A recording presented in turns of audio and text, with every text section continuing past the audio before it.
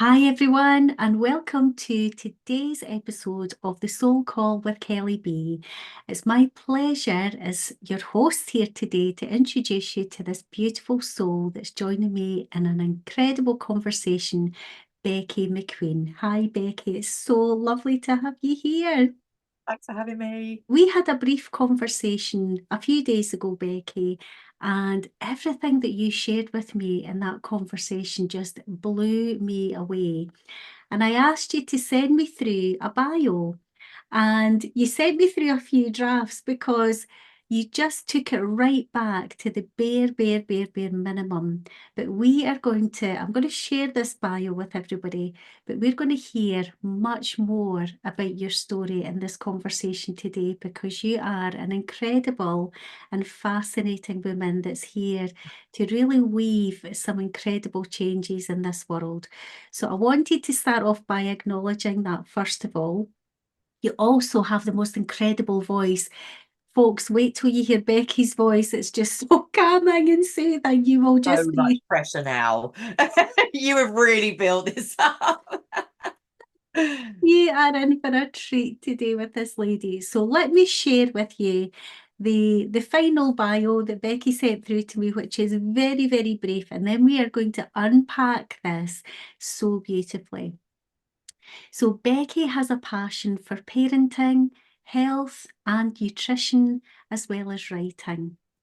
After a lot of schooling in the game of life and other health and nutrition faculties, she is on a mission to live her true, authentic life and guide others to do the same. Her mission is to release everything that no longer serves and to bring in a way of being in line with the highest version of herself and the rest of us that are lost in our story, just trying to find our way home. That is so beautiful, and it really touched my heart when you sent that through, Becky. So, Becky, welcome. Why You. don't you start, Becky, with just sharing where you live, currently, who you are, and just a little synopsis about yourself, and then we'll get into the deep stuff. Okay, well, currently I live in Essex. I've been here for about 15 years now. I moved here after I lived in Spain for almost 7 years. I've got four children. One's 18, 17, 11, and 4. They're my absolute world. I feel like I'm very blessed. I've got a lot of wonderful friends and family. That kind of makes life just the most beautiful thing ever, whatever's happening. I currently, for work-wise, I teach the burlesque. I know that when we were speaking about that, you're interested in that, and it is interesting why I do that and how I got into that. And I work doing the food intolerance testing because that's part of obviously my personal story as well. And then again, in line with the bio that you just shared, I'm kind of just pivoting. I was thinking about that earlier, and my life has required me to pivot a lot, but it's always guiding me down the right path. And it is essentially exactly what you said, just lost in my own story, trying to find my way home, break free from the conditioning. I love that. And I know that so many women, especially who are tuning in to this episode, will recognize so much of themselves in your story. But your story, when there are so many places we could take this conversation, your story, Becky, is so it's so beautiful. You've had lifetimes of experience in this life. Does it feel like that for you? It does. I was doing a little video earlier and I said I feel like when I signed up to the game of life, I signed up for a very intense game of squash. Where, it's very fast, lots of curveballs. So it does feel like that. I think, I think a lot of people have that experience. But yeah, certainly I feel like the up leveling is always knocking at the door. Amazing. So why don't we go back to you are a nutritionist. That's one of the hats that you wear as a nutritionist. And you've helped many people as well as yourself. You've changed your life through nutrition. Could you maybe just take us back in time to how you found yourself going along that path in particular? Sure. It was absolute game changer, I think, of the reality was finding the power of food as medicine. So when I was younger, in the beginning, we was going back to the beginning. When I was a really young kid, around the age of 17, definitely had a very, very bad depressive episode. So I'd definitely had anxiety from a child. I can literally remember my first panic attack, which was about a tiny mole on my leg, but I was kind of having palpitations about it. But mental health wasn't big then. It was in the 80s, and no one really, I don't even remember hearing about it. So I was quite unique in my suffering. That's what it felt like. And my dad had a chain of burger vans and loved cakes and fluorescent fizzy drinks. So although my mum made good meals, we would eat a lot of garbage. And I had a lot of depression, anxiety, very, very bad. It had got really, really low. I just drank all the time just so I could sleep because I couldn't even sleep, to be fair. And I hated myself. And it was a lot of self-loathing. And I went into a bookshop because I love books, always love books, and I found this energy healing encyclopedia. And I often share the story because the book's so special to me. And I remember opening this book, and I've moved God knows how many times, maybe like 20 odd, and moved countries. And this book remains with me wherever I am because I think it gave birth to a version of myself that was really important. And it was called Energy Healing. And I was looking through it. There was a lot of stuff in there at the time. I was like, I don't know what that is. I don't know what that is. But it said about diet. And I was like, oh, okay, I can change that. So I was eating like noodles, those instant noodles, and drinking beer for breakfast, great things like that, bacon sandwiches, totally addicted to chocolate, hardly drank any water because who drank water in the 80s? Nobody did that. I don't think so anyway. And so I thought, right, I'll try and change what I eat and what I drink. And I actually remember just starting to drink water and thinking, I feel a bit different. And then I got into the food. And then I remember I bought the book Fast Food Nation, drove everyone mad with that years ago. And I realized the power of food to both heal and harm. And for me, that was completely life changing. And then what I later realized down the line, like not so long ago, is that actually I definitely had, I have undiagnosed ADHD. And when I was younger, I had a lot of antibiotics. For a year and a half, I had to have a lot of antibiotics. So it destroyed my gut bacteria. So with the ADHD, you can be more sensitive to foods. We can be more sensitive to lots of things. And so it all made sense. People have always laughed at me. I was like, if I eat hot cross buns, I cry. Is it cry or no? I get angry with hot cross buns. I cry with Terry's chocolate oranges. There are foods that literally ruin me. So it became a way of life. So it made sense to study it because I was obsessed. Someone would be like, this is the matter with me. And I'd be like, you need to have wheatgrass. Do you know what I mean? So it then just become an obsession because I would get obsessions anyway, but it was a healthy one. And then I'm not under a nutritionist. I'm a holistic nutritional practitioner because it's different. And so I studied the holistic ways of doing it because I've always believed in, we are just 3 bodies, 4 bodies, definitely more than what you see. And I specialize in food intolerance testing because that would have made sense because I was always reacting to foods and thinking, a lot of people get it in their stomach. But for me, I'm like, oh no, I'm going to have a breakdown because I ate a hot cross bun, which is like the craziest thing, but yet true. And I've worked 15 years with that. And it's always better when you take out the low vibrational blocking foods and you put in the high vibrational foods. And I had my own juice company. I think I told you that as well. So I started that, and just a way to raise the awareness about how food really matters, and not just what you eat, but how it's made and how you absorb it. And I have to be on it all the time, otherwise I go bonkers, like more bonkers than this would seem. Bad bonkers.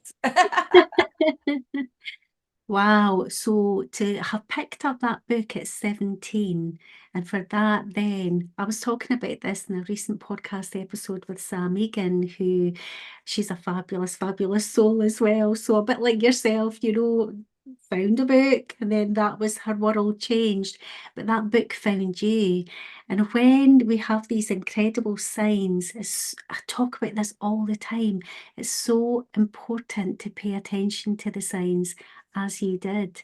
So we're always having these beautiful I talk about, we work in symbiosis with nature. And what is nature? Nature is everything. We are nature. We are this divine intelligence, and we are unified in the cosmic field, as I call it, And so when we have these beautiful synchronicities, these signs that drop in, to have, the awareness at 17 years old, despite you were drinking, unhappy, sounds like you were a bit depressed, self-loathing you described, you still had that presence of yourself to say, this book is capturing my interest. Most Yeah. 17-year-olds, maybe I'm wrong, I hope I am wrong, would go, look for something else. But there was obviously a calling, there was obviously a magnetism with that. And what I talk about is the great remembering. Mm. So somewhere on a soul level, it's like your soul remembered that the energy of these words, the frequency of that book was activating something within you, something deeply held within your cellular memory. And Yeah. so this whole unfolding of your path then has led you back to what is most natural to nature itself.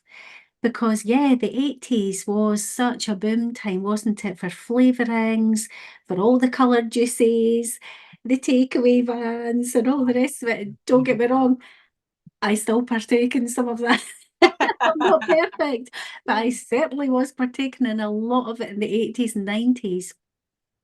But this great remembering, you are almost like this wayshower then from 17 years old, defying the odds, defying what the masses were maybe doing, and thinking more deeply and remembering, most importantly, what is most natural for our bodies to thrive. So thank you for making the distinction between nutritionist and a nutritional practitioner. Mm. And the food intolerance testing that you've spoken about, I'd love to hear a little bit more about that, because I am a silent counselling trainer and there's loads of modalities, energy medicine modalities that are out there, very similar to silent counselling. And in silent counselling, I train people to do food intolerance testing as well. And we use muscle testing for that, Mm.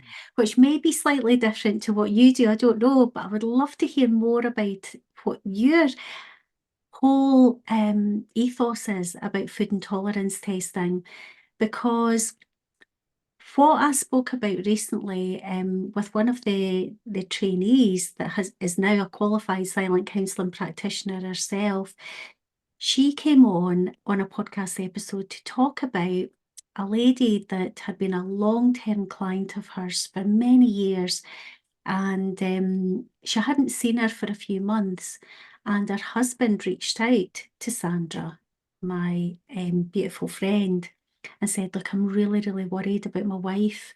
She has become almost overnight agoraphobic and suicidal. She's not eating anymore. The doctor doesn't know what else to do with her. I am really, really concerned.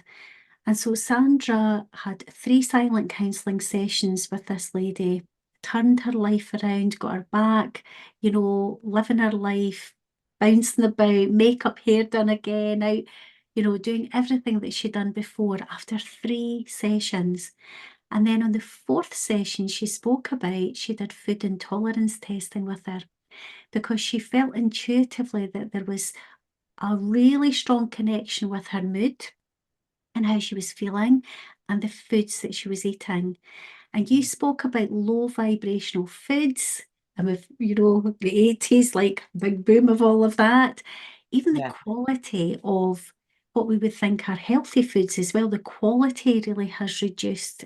When we think about wheat, for example, it's so hybridized these days, it doesn't even resemble what wheat once was.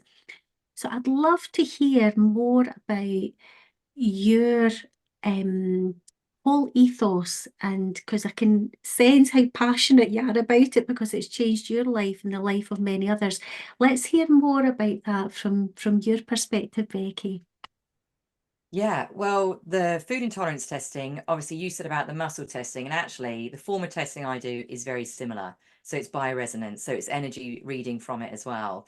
And why I like doing it now is obviously I've been doing it such a long time, because to be honest, it feels like a psychic reading because I'll do a consultation and I'll be like, I know what it is already. And then we do the test, and then the test confirms, and then Um, obviously we'll flag up some stuff that I don't know as well. Um, I think that the whole food system is polluted on purpose. I'm just going to go out there and say it, right? Me too. Me Yeah, too. Yep, let's there's go no there. denying it, to be honest. There's no denying it because the facts are out there. There's so many of them, it's ridiculous. And stuff I was telling people 15 years ago, maybe even like close to 30 years ago, people now, it's all on Instagram, it's everywhere. And I think you have to be very conscious about what you're eating. And I think what everyone gets when they come with me is they get a booklet. And in that booklet, the big guys of the intolerances are dairy, sugar, wheat, and yeast. And Mhm. yeast is one. A lot of people come in and go, I've cut out dairy, I've cut out wheat, but I still feel rubbish because they don't understand the yeast factor.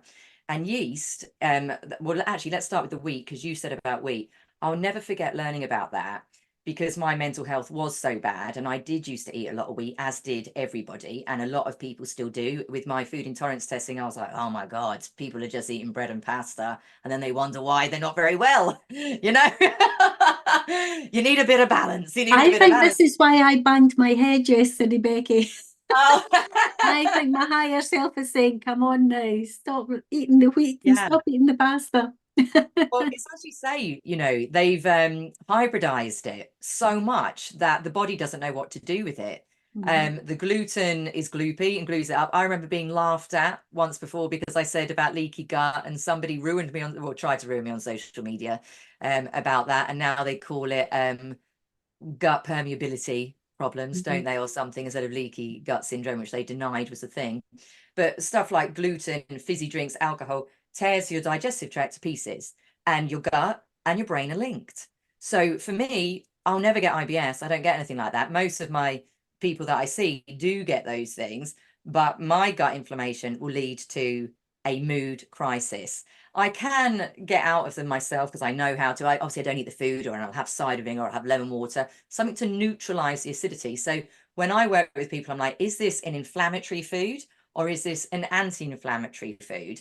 And then you can say, is it acidic? Is it alkaline? It doesn't matter what language you use, but what we need to understand that nobody tells us is that in order for you to be your body to be like dis-ease free, to be in flow, it needs high vibrational foods, which I was on with somebody yesterday, and they were saying about the food needs to have seen sunlight.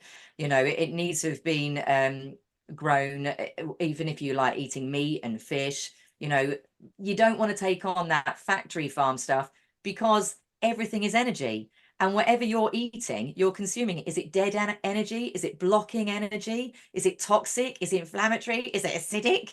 It's processed, probably, if it's all of those things.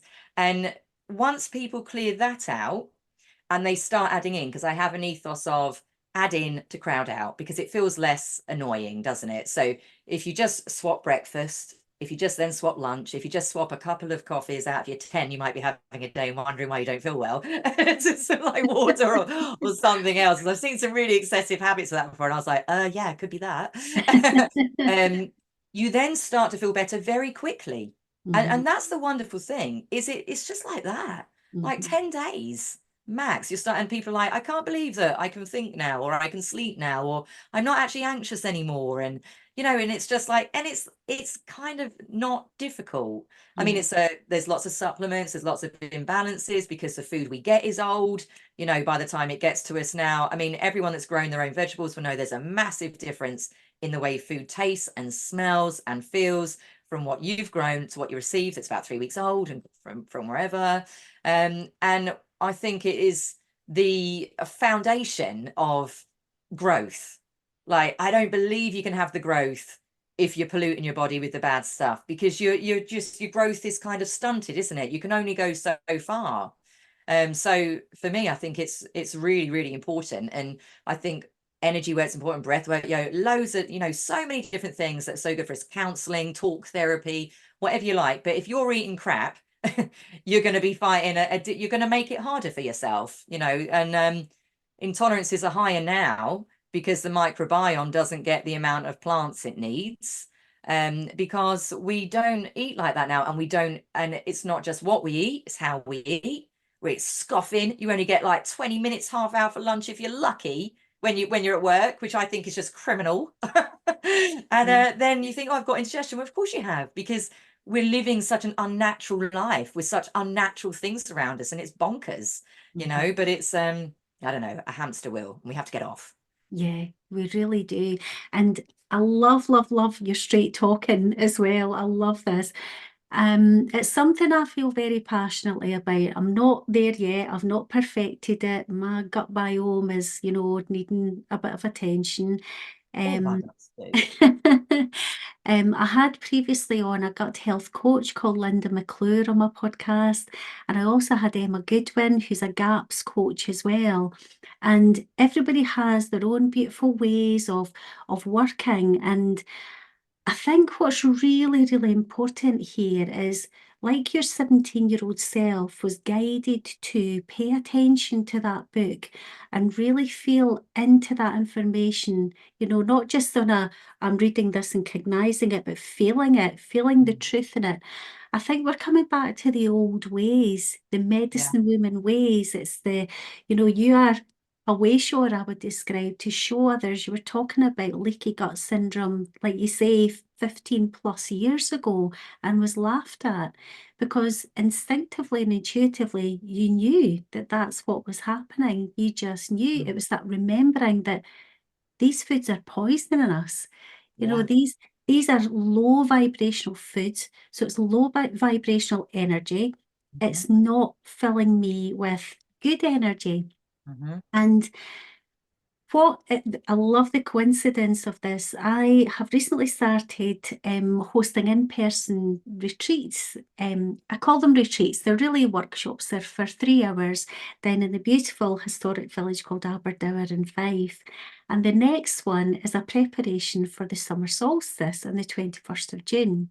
So we're hosting that on the 2nd of June.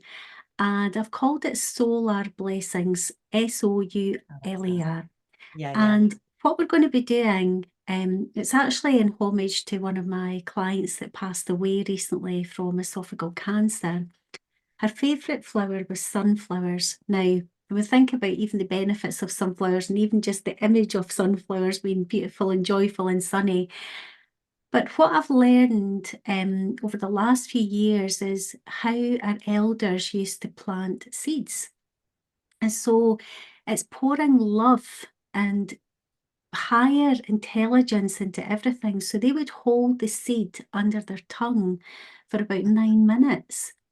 And so they would be blessing the seed and encoding it with, love and that higher state of consciousness. And also that seed, then there's this pollination that's going on where the seed is learning what that human needs, what they are deficient in.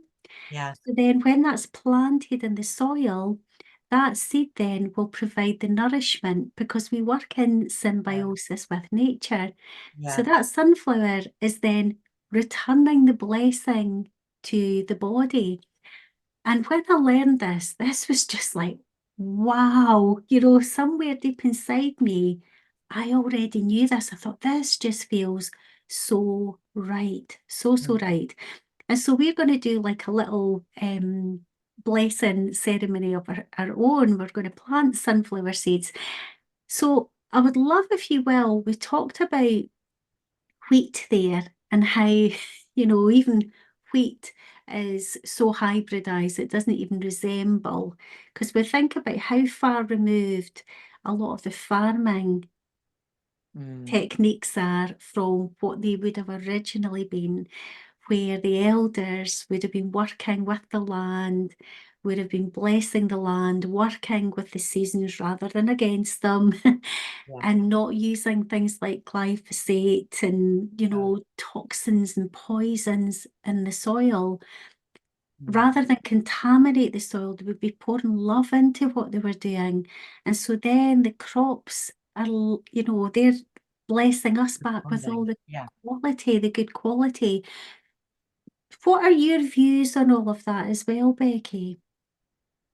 Well, I think you're right with what you've said. You know, that's basically spot on. And I think there's a disconnect, and Mm-hmm. the disconnect separates us. And Mm-hmm. where, I mean, I didn't come on here to sound, you know, like whatever, but that's the power. If you disconnect us, we are seeking power outside of ourselves, forgetting that we're part of everything, and power comes from within, and Mm-hmm. we can grow and plant and nurture and nourish, exactly what you said.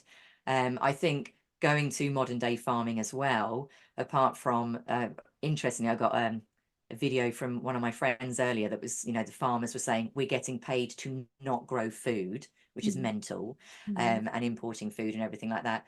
But I remember when I was studying that they said no, soil used to be able to rest. They don't let you do that now, just like humans. No resting, no cycles, no let's just chill out a bit. It's all go, go, go. So they effectively rape the soil there all the time to take from it. Don't put anything back in. And then we get malnourished. So we're hurting ourselves and then moaning about it because we don't understand, because Mm-hmm. the knowledge that you have possessed there and shared, and that is shared by lots of wonderful people that's coming out all the time, that was just how we have lived for so many years, has been lost. And we're Mm-hmm. dependent, aren't we? So Yeah. we're now dependent on a system that essentially is harmful towards us. Mm-hmm. I have a big issue with that, but Yeah. Yeah. yeah, I mean, we just need to walk into your average supermarket. It's pile them high, it's bright colours. You know, you're talking about ADHD. It's like I can't do supermarkets. My husband yeah, does the shopping mm, because I cannot tolerate anything. It's just super sensory overload for me. But it's also just the energy of walking in. It's like mm, the bright colours. It's to draw you in. It's to mm, overwhelm you actually. And you look down the aisles and it's just rubbish. It's absolute rubbish. It's like, where are the proper foods? So we do make a point of, we do some supermarket shopping because it's convenient. And so, I would love to be back in a situation where we had many more high street shops and retailers and, yeah, independent stores. But we do very much support local farmers and we go and buy organic produce, and that's really, really important to us. And get fresh fruit and, veg and all the rest of it as well. So I think, we are the change makers, like you say. We have given our power away yeah. to these big corporations. So we are dependent. So it's so, so important that we start to engage with what we know and hear to be true and to be right. Mm. So you mentioned bioresonance. So some people will know what that is, and some people won't know what that is. And that again is to do with energy. Could you just explain a wee bit more about what bioresonance is? You might have picked up on I'm not the most technical of minded and explaining of things. So basically, the way I explain it is it's reading your body's energy. So for me, as I said, we use the bioresonance, and they're made like homeopathic remedies, actually, like they're diluted. So essence of lemon, for example, and you form part of this machine, and this machine's reading the energy. You add in a lemon, and if your body was struggling, I mean, lemon is a bad example, to be honest, but whatever, just go with it. So if you add in the lemon and your energy dips, it's because that's hard work for your body, or it's not doing something. So yeah, it's energies all around, and we're reading it all the time. Sometimes we use machines, sometimes we don't. I find that I found it interesting when I first started working with nutrition. I'd be like, you need to stop eating XYZ, and they'd be like, no. And then I'd put them on the machine. They were like, the machine said, so I'm going to. Okay, okay, all right, that's good. Same outcome. It's all good. But it was funny because we like to see tangible things now, don't we? Yeah, Whereas that gift of intuition that mm, is our superpower yeah, is not trusted, not connected with, not kind of grown in anything. Because I mean, I think you'll know with the muscle testing. I mean, I met this lovely lady in the health food shop the other day, and I was like, eeny, meeny, miny, mo, couldn't decide what supplements to take. And actually, indecision can be linked to the gallbladder, which I think is really interesting as well. So if people can't make decisions like, oh, gallbladder, and you can work out these type of things. But she said, find, do the body, the body kind of The body resisting. spray, yeah. What's my Mm. nose? And I do that now, I'm like, oh, and I got the supplements that, the dandelion and burdock ones or whatever they were. But it's just your body. We are such a sophisticated machine ourselves. We don't see ourselves as a machine, but we are. And Yeah. we're the most sophisticated one with the most tools, the most talent in existence, the most potential, but we are so dulled down and Mhm.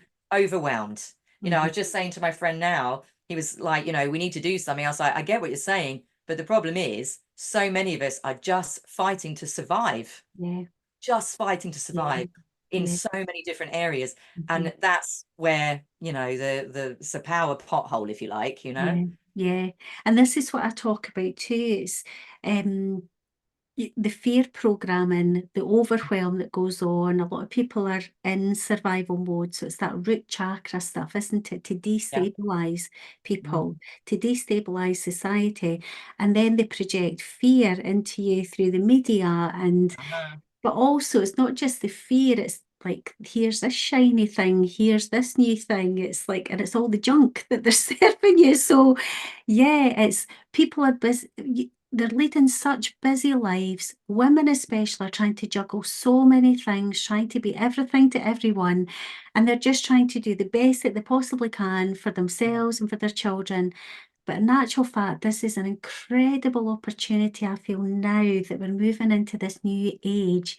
I feel Mm. that many of us are returning to the ancient wisdom that we carry within and Yeah. learning to trust our own God-given intuition again. Because, like Mm. you say, we are the most important instrument on the planet. So it's Yeah. divine intelligence over artificial intelligence. So no machine can replace what we have been given from source. We are source, manifest. So I would love to go back to when you discovered this book, Becky, and then that started your journey. And you mentioned earlier that you spent some time in Spain as well. Tell us a little bit about what you learned there, about yourself, about life, about food, and where that kind of then took you. Well, I remember being 14 and being in Menorca, Calina Porta Bay.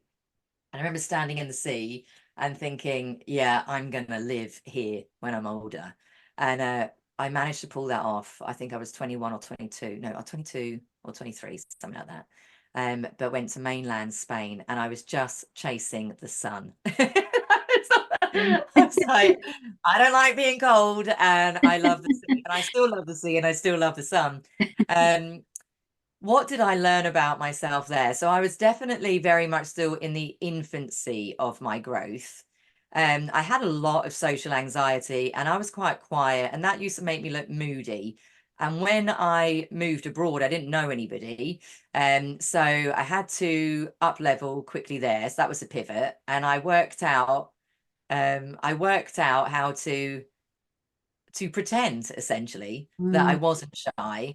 And then I've got wonderful friends from there. I still have them now. They're very precious. I learned Spanish, and I know that I very much benefit from a slower pace of life. And I said I would never get sucked into the fast pace of life here, but you do. It just seems to happen because the environment's contagious. But when I was there, I had quite a lot of spiritual growth there. And I got into metaphysics and quantum physics there. I think that was the time when The Secret come out. But also, I gave birth then. So that's where I had my first child, my wonderful Luca. And that changed me because I think I went from a person that really didn't think anything mattered.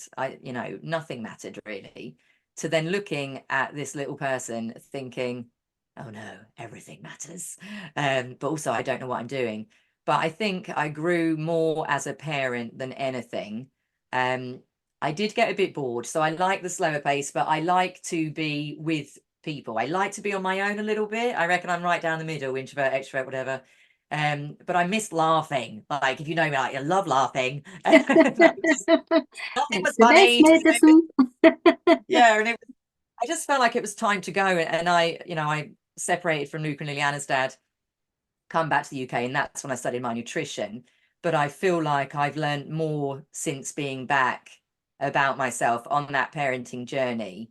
And I think I've learned my big whopping finale lesson almost a year ago now. And yeah, but I've enjoyed the journey, as mad as it's been, like living in a soap opera, but it's good. Amazing. Do you know, we were talking about signs and synchronicities earlier, and I love this one. I didn't know your eldest son. I don't know the names of any of your children, but I've just learned your eldest son is Luca, and Yeah. I've reserved a table at Luca's kitchen for dinner tonight. Oh, right. We're actually going to a show with friends, a concert, which is a Fleetwood Mac tribute act, and we've booked Lucas Kitchen beforehand. So there you go. We're talking about food and nutrition, but we are going to Yeah, probably that'll be be good. eating pasta, I'm afraid. It's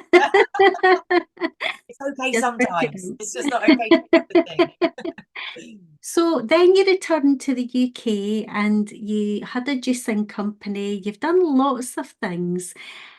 Where do you want to share? What do you feel would be a big message to share with people next? Because we can go down the burlesque route, which we're definitely going to do because we're talking about female empowerment here as well and trusting our intuition, looking after our bodies.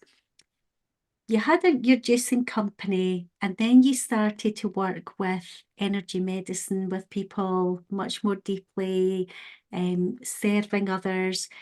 Is it mainly one-to-one work? Has it been group work? How did that all then evolve for you, Becky? I've done a bit of everything, but I'm just conscious of sometimes when I listen to things and I think, when you talk about me, I think it sounds really good. Not really good, but I was like, I don't talk about myself in that same way. And I feel like when I come back from Spain, I had nothing. Like I come back, I didn't have a house to come back to. I didn't have a job. I didn't have anything at that point. And I had to bring up Luca and Liliana, met some wonderful friends and do my nutrition training. And as I said, did my food intolerance. So the juice business come quite a bit after that. Mhm. Um, and in I solidified lessons from the juice business, but I think that version of me was ballsy. So up until the point where I lost my juice business, I feel like if I wanted to do something and follow a synchronicity or something, I just did it. I didn't really give anything a lot of thought. I used to think that was my character. Now I know that it's my ADHD. So I don't know. They're like intertwined, the impulsivity. Um, but then so I had this juice business and I invested, I thought that was going to be it. I thought that was going to be the thing. And, short version is I lost everything again. So I lost the juice business, the partner that I thought I was going to be with, who I'd had another child by this point. I'd had Summer, and I had nowhere to live again. So that is a bit of a theme for me. So I've had to learn a lesson. Um, and from there, I realized that kale juice can't save you from poor choices. And that's when I was working with the health coach. And I've worked for the NHS doing the health coach. I worked for an incredible man, Dr. Panja, loved him, um, but didn't stay for various reasons. But I would mainly have worked one-to-one, but I did a lot of talks back in the day. And actually recently, a friend of mine said, I used to love your workshops. Why don't you do one? I started crying and I was like, I can't do that. There's no way I can do that. I'm like this. How can anybody listen to me? And blah, blah. And then I was like, actually, no, I've got an idea.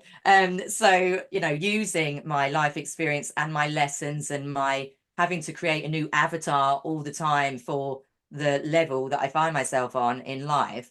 I'm now working towards working in groups, but like you, I want to do it in person because I know we can do everything online and I know you can reach more people online, but there is a magic and a power in being together. Yeah. I experienced that with our mutual friend Emily. There's nothing like that, especially women in a room, in a Mm. circle. It is you can't break that type of power and the shifts that you can accomplish. So now I do, obviously food intolerance testing I do individually, and there's a spa up here that I'm working with that and menopause because it can help the menopause symptoms. But I want to work more in groups. And that's because, I love getting my people fix. It's always fun anyway. And I've got my kids to look after, so I'm time poor. So it works, it works well. Yeah. Oh, amazing. And like you say, there is nothing like a group of women coming together, each in their own power, just to amplify that power. So there is a returning for you to come back to host in-person workshops, yeah? Yeah, I've got mine around the solstice like you on Amazing. the 23rd of June, and it's called Remember Who You Are. Um, and it's like a vision board based one, but actually it's a lot of, there's no point having a vision board. And, if I stuck a Lamborghini out there, I don't want a Lamborghini. So I can't, if someone gave me one, I wouldn't be worried about it, but I don't want one. And I think what I've learned over my journey is a lot of the times we pursue the things that we think we should want, but actually our authentic self would like something else. And I think as you get older, a friend of mine said yesterday, well, of course I'm not the same. I used to be two, so I'm not going to be same now. And which I thought was hilarious. I'm like 40 odd now. I'm not the same as 20-year-old Bex, and it's the same when you go through perimenopause, menopause, we go through divorces, we go through everything. And I think we then are allowed to want and be and vibe with different things. And the workshop is about giving people the space, the tools, the prompts to really think, who am I now? Who am I now that that isn't real anymore? Who am I now? Who am I growing into? And how do I bring that into play? Because yeah, that's what we're doing all the time, really, isn't it? It's certainly what I'm doing now. I love that. I love how we've spoken about, it's I call it the great remembering. So your Yeah. workshop at the end of June is called, Remember who you are. well, mine on the 30th of June is called A Call to Remember. Oh no, it's so funny. Because it's the conscious messages, isn't it? It's like, come on, guys, Absolutely is. the It word. Remember who you absolutely is. are. So for That's those so of you that are funny. listening that can't see me holding up my phone with my notes, I've just shown Becky that mine is called A Call to Remember. So Yeah. that just dropped in for me just at the start of the week. Right. Oh wow. And yeah, so the call to remember, I do talk about the remembrance all the time, but like you Yeah. say, we're all connected to this collective consciousness. So this collective consciousness field, see, this is women joining together through their heart consciousness. So That's you're what down it in is, isn't it? All Essex, heart now. I'm up here in Scotland. There are many other women doing this work around the world. We're anchoring in that light, that remembrance, that calling of the soul to remember Mm. all of this amazing information that we carry within our DNA. So isn't that so synchronized? I love Yeah, that. it really is. Me too. This is Me too. the Powerful. amplification. I It's love it. the I love it. I message, love isn't it? The frequency at the moment it. is remember your truth, isn't it? That's what it is. Take your power. Absolutely. Absolutely. And that's my word for the year is truth. Ah, I'd So love to. everything that I'm doing this year is all to do with truth, our soul truths. I just Yeah, love it. yeah. So we also heard you mention earlier, Becky, about burlesque. I would love to hear more because you're a teacher, yeah, a burlesque teacher. I am at the moment. Yeah, I am at the moment. And I think when we were talking, it's burlesque has been really good for me personally because I found it after one of my relationships broke down, really ruined me on a physical level because there was a lot of rejection there. And further fueled this narrative that I've been carrying with me through every avatar of worthlessness, horribleness, you're awful in every way, and I was really at rock bottom there. And when I was a kid, because I think it's really important to remember with the stuff you love when you're a kid, is I loved dancing, always loved dancing. And I come across this burlesque class. I had this wonderful teacher, wonderful class. And I didn't talk a lot in there, just didn't anyway. But every time I did it, I felt better. I felt better. I was like, oh my gosh. And I would then, my confidence in myself would grow. And then not too long ago, I had some health issues that actually was my body's way of saying to me, you need to get out of this situation. You're not listening. So we're just going to make you ill until you do. And that's another story. And so, but because of, it was all to do, with all gynecological stuff and women, all that, I felt really bad about myself again. And my mum kind of said, why don't you go back to burlesque? And I was like, oh yeah, I think I will do that actually, because that worked last time. but I couldn't find the class. I just couldn't find it. And actually I just should have messaged my old teacher because she was on my Facebook, but that didn't pop into my head for whatever reason. So I put in the classes and it said there's none in your area, so why don't you become a teacher? And again, with the impulsivity, I was like, yeah, why don't I? So I did some training to do that. And actually it wasn't part of the plan, but what happened was I had to launch that when, again, I had lost my husband, kind of, that ended, had nowhere to live, and I had to launch a business. And sometimes on the way to my burlesque classes, I would be crying, guttering sounds of tears. Like I would be in a bad way. And I was having to do it because I had no income because I'd had my baby and gave up work and everything, so didn't have any, I had to look after my kids because I'd been left with nothing, which I had to learn my lesson because I keep doing that. So, and I would, pull up and you'd have to put your game face on, but I'd come out of there and I'd feel happy because the women were happy because they had no confidence. And women don't get to be sensual just for themselves. Women don't get to be unapologetically sexy. We are. Do you know what I mean? It's just what we are. That's part of our goddess energy that actually doesn't seem to be okay anymore unless you want to get called a name. And I think it's really, really important. And then, like Emily was saying, with a lot of the hip stuff, it's very good for the chakras, for the self-confidence and the willpower, kind of all around that sacral one.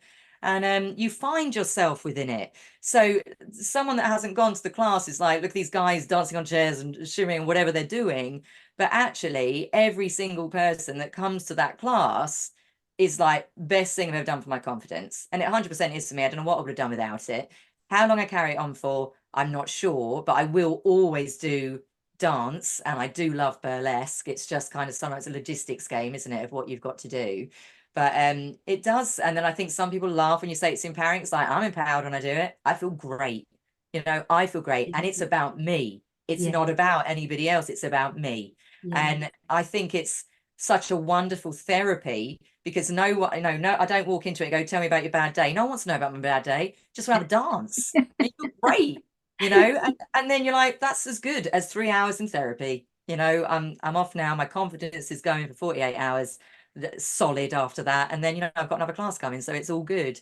And so I think dance is really important as well. Yeah, yeah, I so agree. And, I think back to when I was younger, we were really into the rave scene and, Yeah. all of that. Absolutely loved it, and I'm not saying that all of it was healthy, but it was so good to move our body. And I think that a Yeah. lot of youngsters now, they don't maybe have that, it Yeah. doesn't seem to be so available.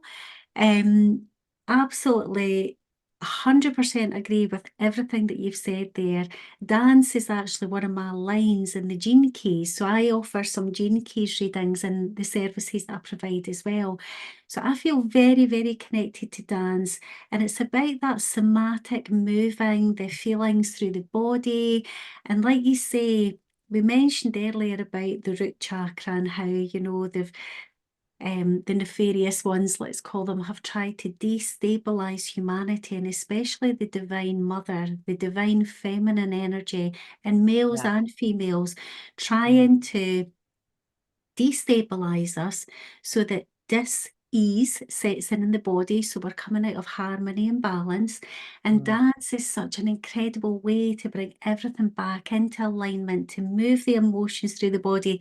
Like you Mm. say, you'd be driving to your class, crying your eyes, and Yeah. then just being in joy when you were there with the other women who could just be themselves, and they would probably be having a really difficult time as well. And look at Exactly the that. amazing energy then, the vibrancy, the light that returns to women after Mm. they've done a class. Now, I've never done burlesque as a kind of dance, but that is what dance offers to me. I Yeah. love, love, love this. And I think again, it comes back to this female empowerment, doesn't it? It's taking back Yeah. our power so that it's not sleazy, it's Mm. not got any of the distorted lenses. It's just about women on their own, healing themselves, loving Yeah. themselves, feeling safe as well as sensual and sexual in their bodies. How incredible is that? That is the goddess energy right there. It is, and it's again, it's about being in your own sovereignty. Mm, That's what it all is, isn't it? That's what it all is. And any modality that brings you to that, I think, mhm, is the way forward. And that for me now is, it just seems to be, all my awareness around that seems to be opening up, mhm. a lot. And I'm loving that. It's really good. It's something that I'm so passionate about as well, self-sovereignty. Yeah. Absolutely. Now, we mentioned at the start of this podcast, Becky, about your silky, velvety, voice. It's just like you've got like such an incredible voice. Now, you mentioned to me, did you have a podcast before? Yeah, I had a podcast when I lost my dad. I started a podcast a year after that. And that's interesting because I've gone through another grieving process, and I think you need a year just to kind of it's discombobulating, isn't it? And you need to kind of recollaborate. And I had a podcast called A Year to Change My Oh, Life. And it's taken down now, but I am relaunching the podcast. So yesterday, because I was like ready for the podcast yesterday, and I was like, it's tomorrow. So that will be out, but it's not out yet. But that'll be out that'll be out in the next few weeks. But I think it will be um again, it's just all about, really knowing yourself, taking your power back, looking after that mental, physical, emotional, spiritual body, doing that via nutrition, nurturing yourself, knowing yourself, healthy relationships. But I tend to share stories from myself in order to make it relatable. And I'm hoping to have some really powerful guests on there as well. Like, you can come on there. I oh, love your I'd love shows to. and things. I think the more voices out there, it just adds to the energy, and that's a shift that everybody is working towards. So it's personal development, spiritual transformation. Obviously, there's nutrition things in there, and one of my friends has said that I must include parenting. It's like, 'cause it's the ultimate personal growth journey. But yeah, so I'm excited about that as well. Actually, I really enjoyed doing the podcast. I love talking to people, and I think for myself, I benefit so much from podcasts, just listening in the car. So Yeah. it's nice to have things out there. Yeah, I think it's such a personal and intimate thing. And I Mm. only started to listen to podcasts a couple of years ago myself. I'd never really, I didn't even know what a podcast was, if I'm being Yeah, honest. I heard quite a few friends speaking about podcasts, and I thought, I don't really really. understand what they are. What are they? Yeah. Well, they were And new here to I us, weren't they? am. But I do think it's so nice to have somebody in your ear. You're listening to people that inspire, motivate, unlock, and activate, and Mm, help you to remember deeper parts of who you are. Yeah, just to change this world for the better, to put it yeah. back in the hands of women who are so in their hearts that they're Mm, here to carry that divine mother frequency through the planet.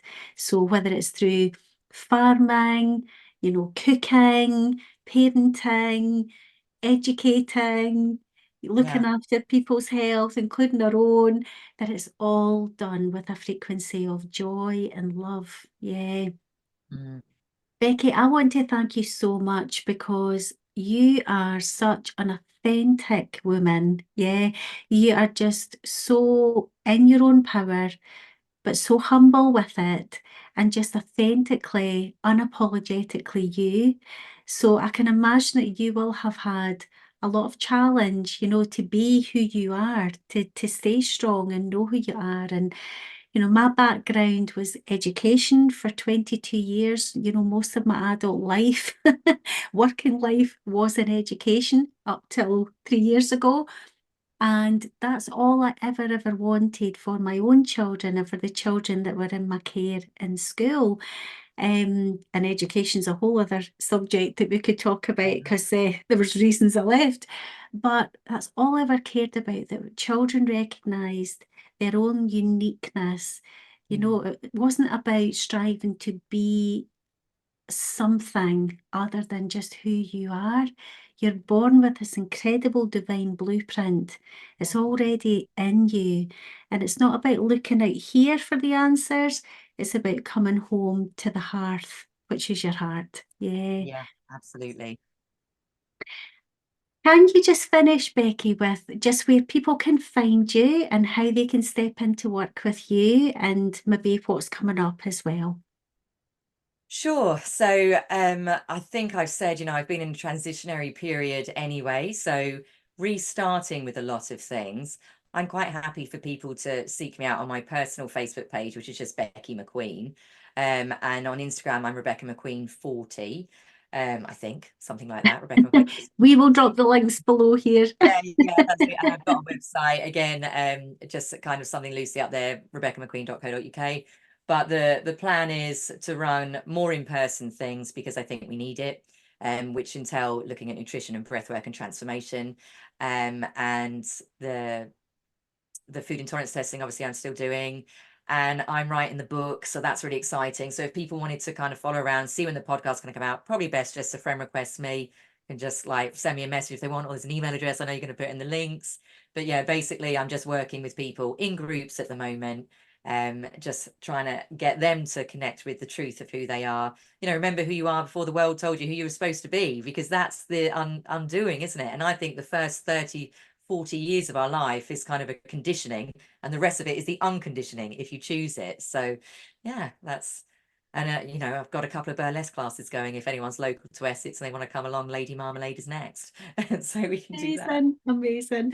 Oh, Becky, thank you so much for coming on in this conversation with us today. It's been such a pleasure to listen to you, to learn from you.